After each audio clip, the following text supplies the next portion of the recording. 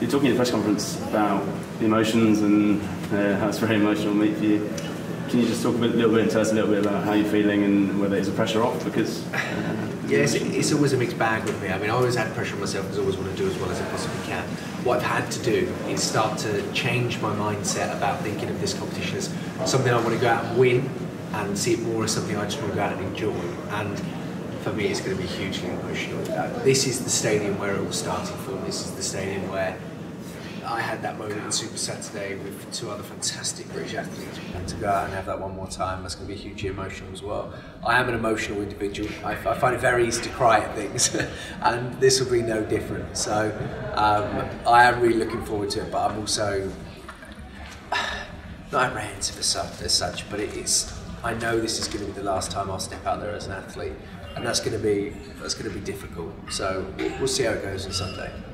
When before the 2012 Olympics and in the build-up to it, you were obviously you were competing for a medal as an athlete. But did you ever expect that you would sort of win the hearts of people in the way that you did and become such a recognised face and such a public figure on the back of that Olympics? It's a really strange thing because obviously, yeah, in the build-up to London for me, I went in as world number one, but still a completely unknown entity by everybody else external to it. Unless you were a die-hard athletics fan, you had no idea who I was.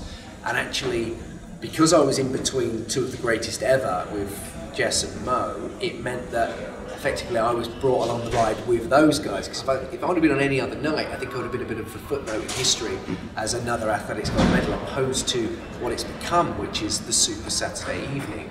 So without that, I would never have been in the situation that I'm in. So I'm eternally thankful to Jess and Mo for also performing.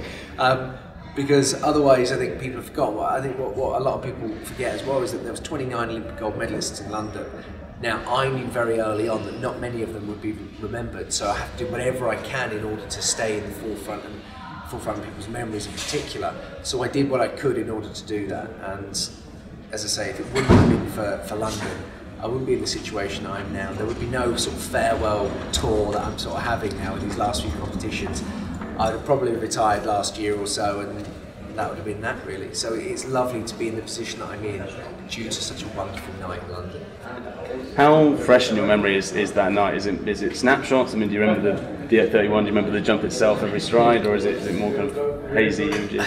It's a funny way. If I sit and think about it properly, then I can piece the day together and remember certain things, and other things start popping to my memory. What I really like is talking to other people who were involved and their memories of it. It's like when I talk to Dan, my coach, he reminds me of certain things. It was like to try and control my emotion during that competition. He was like pointing out things in the crowd, and I would like look and laugh or whatever else.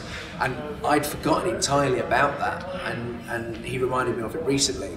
And I suddenly went, oh yeah, I forgot you'd done that for me. He was like, well, you had to keep your sort of emotions in check. You were getting quite excitable at times, and having somebody like that was hugely important. And he has been by far the biggest influence in my career, the reason that I won what I've won, and without him I most certainly wouldn't be here now. He really has done everything he could to maximise the potential that I've had to succeed, and he's also sacrificed an awful lot, and his health in recent years, following me to China for the World Championships in 2015, ended up meaning that he went down with a very nasty stomach problem. So I'm eternally thankful to Dan Paff and everything he's done for me.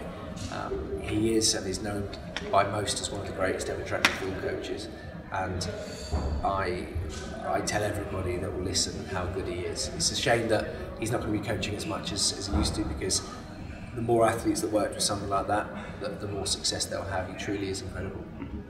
I was going to ask anyway about, obviously the Olympics is the defining moment of your career, but were there any before that you would say as were sort of turning points? Perhaps it was starting working with Paff.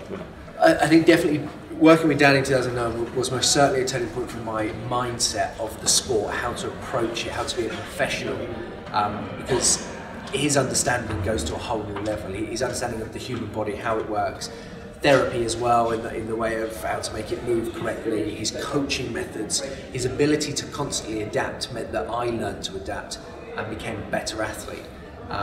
So meeting him was an incredible turning moment within my career to get me here. But I think when I look back at times where I realised that actually this was the sport for me, is 2005 was a big moment for that, winning the European Junior Championships, jumping a distance which was at that time very impressive for a junior. That made me realise that I had the ability to go onto the world stage.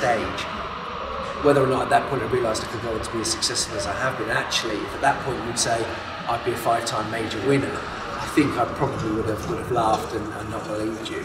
But that was a moment where you think, okay, yeah, I can now, this will become my job for a while, and see where it goes. And then having Dan's involvement changed absolutely everything. You talk about 15 being, I mean, obviously for Beijing, but I mean, how important was winning the Diamond Trophy in that year to you? What did it mean to you in that year? Winning the Diamond League Trophy was massively important because that was, in my eyes, it's sort of a bit of a major in a way, but it's done completely differently. Obviously, on the day, it's whoever can jump the best to win the World Champs, the Olympics, etc. But with the Diamond League, it's who is the best jumper overall that year. And in my case, and in that year, it was me. And I was determined when I won in Beijing to get straight home in order to prep for the Diamond League final, because I saw it slightly on par with backing up the World Championships, because it was one of those strange scenarios. Again, it was I won in the World Championships, and particularly the Americans. Now I think they'll agree with this. They were like, "Oh well, we'll now beat him in the Diamond League final because he shouldn't have won at the World Championships." And then I beat them again, and I was so proud of doing that, because that's not easy to do. From the highs of winning a major championships, for a week later to then go and beat them all again, when they were a bit more rested, had a bit more of a grit in their eyes in order to try and beat me. It was really, really impressive, to be honest, and that was a massive, massive part. And that trophy takes sort of centre stage in all of the trophies that I've got in the cabinet, because I'm really proud of the fact that in 2015 I was by far the best long jumper in the world, and I proved it every week. And I think I proved to any doubters that I'd ever had previous that actually I am one of the best of my generation, and that's something that I'm very proud of. That was always the intention. That's what I wanted to be remembered as, for my generation, one of the best, and I think I managed to do that. You've pretty much answered what would have been my last question, which is where does your Olympic gold medal and your several gold medals and the Diamond Trophy live? Well, this is interesting actually. So the Diamond League Trophy lives separately to the medals. The medals are in a safe. Mm-hmm. The trophies, and I can't imagine anybody's going to run off the Diamond League Trophy. It's big and heavy. Anybody's never lifted one before. They are big, heavy pieces of kit. They're amazing. I remember when I first got it, I was like, blimey, this is a big old thing. I loved it. Absolutely loved that trophy. So they have their own display cabinet, all the different trophies from different meets and things. But the medals, they are themselves hidden away.